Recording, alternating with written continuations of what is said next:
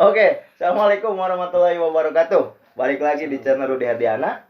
Sekarang kita bakalan ngelanjutin lagi obrolan renyah di teater saya part 2. Sekarang kita kedatangan bintang tamu dari salah satu founder dari Kapur Tulis Sosial Community, yaitu saudara Bapak Ramdan. Gimana kabarnya Bapak Ramdan? Alhamdulillah baik, sehat selalu Alhamdulillah. ya. Gimana kesibukan sekarang? Kesibukan sekarang paling biasa sibuk mengajar, terus sibuk juga mentoring, kemudian ada kesibukan yang keubu-ubuan lah ya. Woi, masya Allah, masya Allah. Ya. Berbicara mengenai komunitas dari Kapur Tulis ini, sebenarnya komunitas Kapur Tulis ini tuh bergerak di bidang apa sih? Ya, pertama untuk informasi aja, Kapur Tulis itu adalah komunitas. Kita sebagai wadah untuk ya generasi muda di sekitar, terutama jadi kita wadahi mereka untuk mengembangkan potensi yang dimiliki, kemauan ya. Kemudian kita atur keorganisasiannya. Bidang kita tiga sebetulnya. Umum sih. Ada pendidikan, ada keagamaan, ada sosial. Jadi bisa dibilang Kapur Tulis itu adalah bagi mereka aktivis pendidikan ya. Kita bisa bermain di situ. Kemudian keagamaan yang pasukan-pasukan hijrah gitu ya, buat teman-teman yang mulai hijrah, kita juga ada program ke situ. Kemudian yang terakhir itu apa tadi yang terakhir? Pendidikan, keagamaan, sosial. Tentu aja ya. Tentu aja yang namanya sosial ya, yang biasa kita sebut dengan gerakan-gerakan sosial ya, terutama di Covid, di tengah-tengah pandemi Covid ini kan banyak banget tuh yang gerakan sosial. Nah, di Kapur Tulis pun kita bisa ke arah sana. Jadi ada program-program khusus untuk teman-teman yang suka berbagi, terutama ya ke dalam kegiatan sosial itu. Jadi Kapur Tulis sebagian besar gitulah ya. Jadi garis besarnya ada 3 poin lah ya untuk dari Kapur Tulis ini. Oke, berbicara mengenai komunitas berarti salah satunya mungkin ada mengait-ngaitkan tentang pengembangan diri. Benar kan? Oke. Yes, right. Mungkin di salah satu pengembangan diri ada yang namanya itu confident atau percaya diri. Nah, sebenarnya untuk percaya diri itu sendiri seperti apa sih atau bagaimana sebenarnya? Mulai dari definisi atau segala macam atau sampai yang hal sederhana mengenai percaya diri. Oke. Untuk simpelnya percaya diri itu adalah tentang bagaimana kita membangun konsep diri kita sebetulnya yang dasar. Jadi seseorang akan timbul kepercayaan diriannya ketika dia punya konsep atau nilai diri yang jelas, yang kuat. Ya, ciri-ciri orang yang percaya diri itu sebetulnya jujur. Jujur ya. Jujur. Jadi kalau misalnya ada orang yang suka bohong dan dia menikmati atau dia malah kata orang pede dengan kebohongannya, sebetulnya itu bukan percaya diri, karena percaya diri itu adalah dia yakin apapun yang ada di benaknya, nilai-nilai kehidupan yang dia anut, selama itu positif dan baik, itu yang dia keluarkan di tengah lingkungan apapun gitu. Jadi kunci percaya diri yang pertama itu buat teman-teman di luar sana, milikilah konsep diri dan nilai diri yang jelas.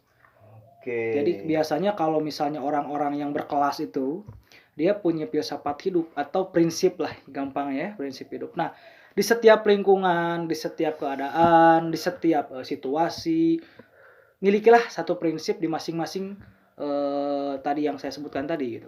Jadi kita tidak akan bingung harus bersikap seperti apa ketika berada di situasi ini, situasi itu, tempat ini, tempat itu gitu. Dan itu akan menimbulkan kepercayaan diri kita. Dan orang akan memandang bahwa kita itu punya satu efek yang luar biasa gitu, pengaruh positif yang luar biasa. Jadi percaya diri itu kayak gitu. Wah, jadi ternyata percaya diri itu sendiri berkaitan dengan berbagai aspek sebenarnya ya. Kalau misalnya ini bukan seolah-olah percaya diri itu kita pede di depan orang, pede tentang hal apapun, tapi harus ada dasarnya terlebih dahulu. Mulai tadi dibilang harus punya prinsip atau konsep hidup. Itu seperti itu ya. Berkaitan dengan percaya diri itu kan luas tadi disebutkan. Nah, Ini ada satu pertanyaan menggelitik sebenarnya dari salah satu netizen di kolom komentar. Dia mengatakan gini, Bang, untuk kita meningkatkan rasa percaya diri atau bisa dibilang pede di depan umum, sebenarnya itu kalau tadi kan dibilang harus ada konsep segala macam. Sebenarnya gimana sih sebenarnya untuk meningkatkan rasa percaya diri itu sendiri? Kalau di buku ini sebetulnya ada ya yang disebut yang namanya percaya diri yang cerdas. Ini prinsip pertama mungkin yang bakal saya share ke teman-teman semua, ke Bapak Rudi juga. Kenapa saya tadi singgung-singgung kejujuran? Karena kejujuran ini sebetulnya modal banget ya buat kita jujur kepada orang lain, dan yang sering kita lupakan adalah jujur kepada diri sendiri. Apa buktinya kalau kita misalnya sering lupain jujur kepada diri kita sendiri? Ketika kita bohong ya, kita itu dan kebohongan itu diterima di luar sana, sebetulnya kita sudah mengkhianati teman hidup kita, yaitu diri kita sendiri. Jadi yang masalahnya itu bukan pada kebohongannya gitu. Masalahnya itu ketika orang lain percaya kamu, justru kamu sendiri yang nggak percaya diri kamu sendiri karena kamu bohong kepada diri sendiri. Ya, kalau kita lihat dari bukunya USQ yang karangan ada seorang dokter ya, dia meneliti emotional quotient atau kecerdasan emosional. Ada yang disebut anggukan universal. Jadi sebetulnya hati kita itu betul tidak pernah bohong. Sebetulnya ketika kita bohong tuh akan ada self talk dalam hati yang ini salah gitu, ini nggak benar gitu, lu jangan gitu. Akan ada seperti itu. Jadi itu dasar yang pertama. Jadi jangan biasakan terlena dengan sebuah kebohongan, karena hakikatnya apapun bentuk kebohongan yang teman-teman lakukan kepada luaran sana, itu hakikatnya adalah membohongi diri sendiri, dan itu justru akan mengurangi kadar kepercayaan diri nanti ke depannya. Karena semakin kita bohong, semakin harus kita menutupi itu. Sebetulnya semakin mengubur rasa percaya diri kita gitu. Karena nanti suatu saat kita dihantui oleh aduh ini bohong, pelan-pelan numpuk. Semakin kita numpuk, semakin itu akan menjatuhkan kredibilitas kita. Kredibilitas yang jatuh akan meniadakan percaya diri gitu, seperti itu. Iya benar. Oke, ini ada satu lagi sih sebenarnya pertanyaan dari netizen di kolom komentar. Ini pertanyaannya itu ini. Bang, salah satu tips membagi waktu di dalam rutinitas sehari-hari agar produktif itu bagaimana? Produktif ya. Iya. Ini yang sering kita lupa. Ini yang harus juga teman-teman jadikan sebuah prinsip dasar, berbeda ya antara sibuk dengan produktif.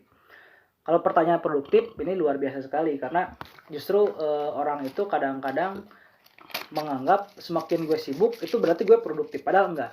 Arti produktif itu sendiri gampangnya adalah menghasilkan sesuatu. Jadi beda ya? Beda. Makanya ketika kita sibuk tapi tidak ada yang dihasilkan satupun, itu tidak produktif sebetulnya. Tidak produktif gitu. Contoh, misalnya kita di kosan kayak gini gitu. Kita sibuk apapun, yang namanya sibuk itu kan waktu diisi akan sesuatu, tapi tidak ada hasilnya atau kurang ada hasilnya lah ya. Model misalnya baca buku nih. Kita baca buku, baca aja, tapi tidak menghasilkan sesuatu yang baru kepada otak kita, misal pada pikiran, itu sebetulnya tidak produktif membacanya dalam konteks itu ya. Nah, yang harus kita pahami adalah hal-hal positif pun belum tentu buat kita produktif. Makanya kita harus tahu dulu bahwa produktif itu yang menghasilkan. Jadi sedikit gerak tapi ada hasilnya, itu disebut produktif. Gitu. Jadi produktif. Iya. Nah, kalau misalnya membagi waktu, kalau biasanya orang-orang produktif itu dia akan membagi interval waktunya.